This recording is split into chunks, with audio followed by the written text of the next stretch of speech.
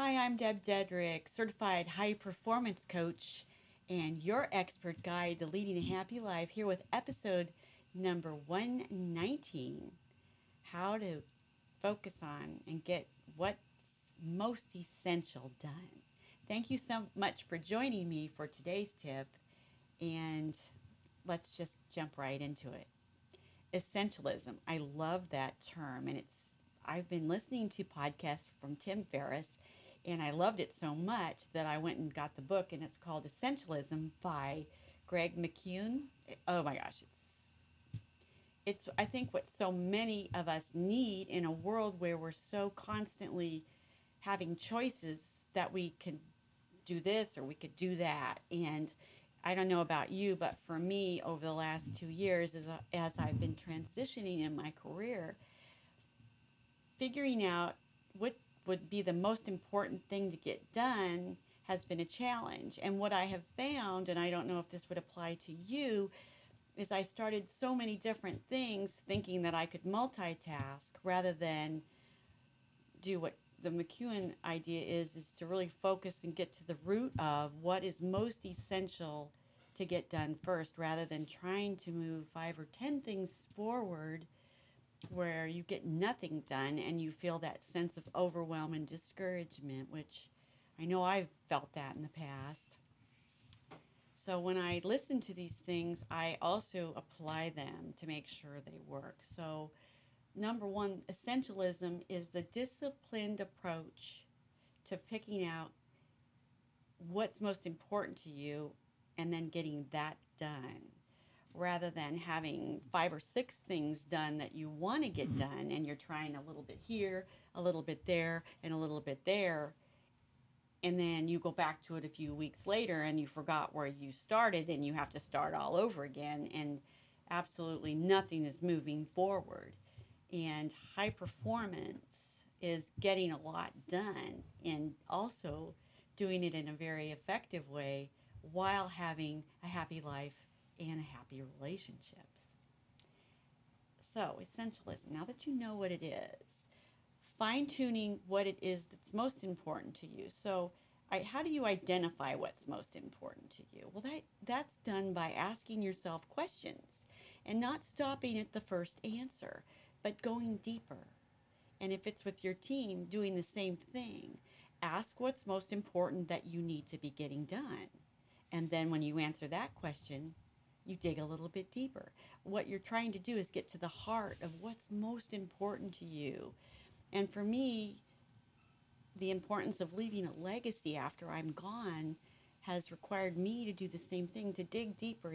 I could spend my time on many things, but learning to spend the time on what's most important to me so I can leave a bigger impact on myself, my life, my family, my business, my team, and everybody I come in contact with is a whole new way of looking at what I'm choosing to do.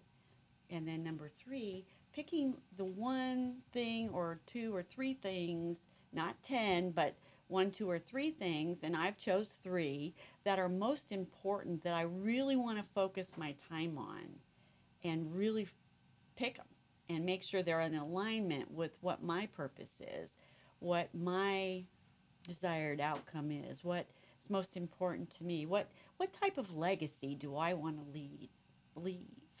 And when I fine tune that, when I fine tune it, and this is what you could do, when I fine tune that in my mind, and that was a process. I didn't just wake up with it and know it overnight. What I did was I shared it with my team here, and I revisited every morning in my mind's eye to keep it clear. Clarity. If you don't live with clarity, you're not going to be able to get what you need to be getting done. So when I shared it with my team, and also sharing the high performance techniques that I employ in my personal life here at my work, sharing the high performance habits has helped me bring all of it together to really create some momentum and see some really big outcomes in our productivity, in our team building, in our way we approach each other, in the bottom line. And the same will happen for you.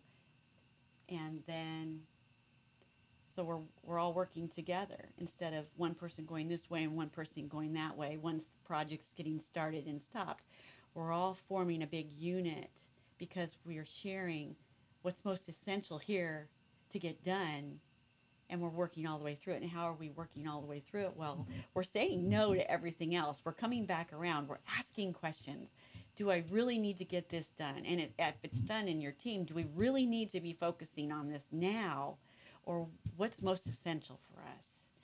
And then saying no to everything else and using focused blocks of time without distraction has been huge. But I think one of the biggest things that will help you is when you get bored and you want to stop and you want to push it off to the side, say no to that. And remember, getting done what's most essential to you requires pushing through the boredom and the desire to get up and get distracted and staying focused and making sure that you get it finished, because the sense of accomplishment that you're going to get while you push through is way worth that momentary, oh my gosh, this is so tedious, but pushing through it. So going back over how to figure out what's most essential so you can get it done and leave a bigger impact on others. Number one, remember what essentialism is. It's the disciplined approach living your life to getting done what's most important to you and not letting other people pick it for you. You pick it and you stick with it. And how do you do that? You identify in your mind, in your connection to yourself with your heart, what's most important to you. And if it's at work, what's most important that you need to be getting done at work. And if you're leading teams, what's most important for you and your team to be getting done. And then you're getting clarity on that by picking one or three or two or whatever. And you're all in on it. Everybody's sharing the same focus and the same desired outcomes. And you're saying no to everything else. You're in your team.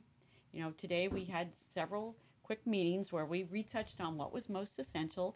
And we said no to all the other things that were creeping in that were distracting us from what we really felt was most essential at this time. And then we're using focused blocks of time to move these projects through, and we're tracking our progress. We're not just randomly deciding to do things. We're really monitoring our KPIs, our key performance indicators, and we're tracking those. And everything else, there's many things that are going to come into your life that are going to distract you. And the one that's probably going to be the biggest one is yourself, your desire to not follow through and not finish, but to get up and get distracted and waste time and procrastinate, all those things that are keeping you stuck and held hostage. You need to remember, if you really want to live a high performance life and get the things done that are really, really important to you, learning to identify and get clarity on what they are, and then using these techniques that I've outlined in this tip for you will help you move forward. It's my mission as your expert guide to leading a happy life and your certified high performance coach to give you the tools and the tips and the ideas and the push and the nudge so you can employ these techniques and strategies, utilize them in your life, and then get the outcomes and desired relationships and make the impact that you want to make in your life. So I hope this tip helped you. And until our next tip, go out in the world and be a positive role model and influencer for good. Thank you so much for joining me. If these tips help you in any way, please share them with your friends and subscribe to my YouTube channel. And until next time, God bless. Thank you. Bye.